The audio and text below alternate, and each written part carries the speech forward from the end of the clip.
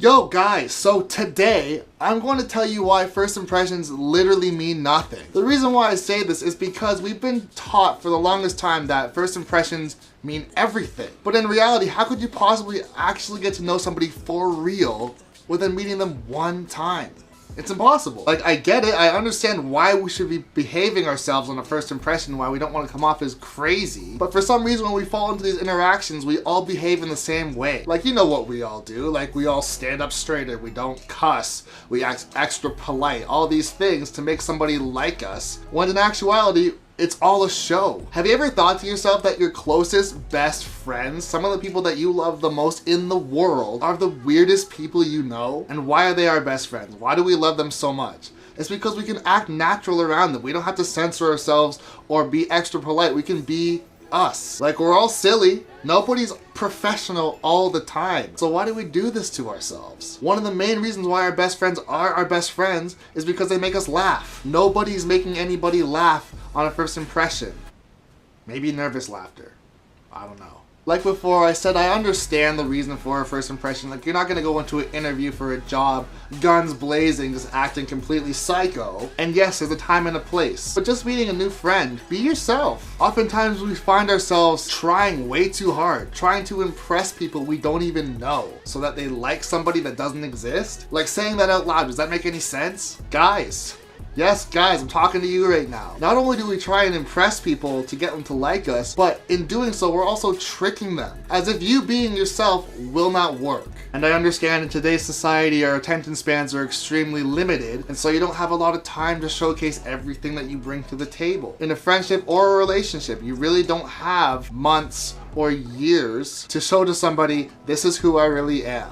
Take it or leave it. Like some of the friends we've grown up with since middle school or even elementary school, we've known these people for 7 to 10, some of them even 15 years if you're already in your adult years. I don't know what that would be. But over 20 years, and you've stayed friends with them all this time. The reason being, you've had multiple exposures to this one person. You've got to see all the different sides. You got to see when they're upset, when they're happy, when they're silly, when they're being serious. All these different things that they can bring to the table versus one shot. But nowadays it feels like that's all anybody really gets, is one shot, whether it's going to be in a friendship or going into an interview. And it's really not fair as the person who has to jump through hoops to impress somebody. But it's also even less fair to yourself if you're that person judging that quickly. Think about how many friendships you've destroyed, or not even destroyed, you've thrown away before they were even a chance to become a friendship. Just because you decided in the first 20 seconds of meeting somebody, this guy's weird. This girl's so full of herself. This guy's a player. Why is this girl so clingy? This guy's never serious. I guarantee we have nothing in common. This guy's a loser. This girl's a bitch. And I'm sure we've all found ourselves jumping to these conclusions when in actuality, it was one day, one time, and they might have had an off day. Who knows? Honestly, the type of people that I find myself gravitating towards the most are the people that don't try and give a good first impression. They act as, this is who I am, take it or leave it. If you don't like it, basically lick it. And it's like, wow, they couldn't care less of what I think of them. And because of that, strangely enough, I want to be around this person. Because to me, honestly, there is nothing worse than meeting somebody who is trying to impress you, trying to put on a good persona about themselves, and it slowly starts to change. We've all been in these situations before. We meet somebody and then they start to change.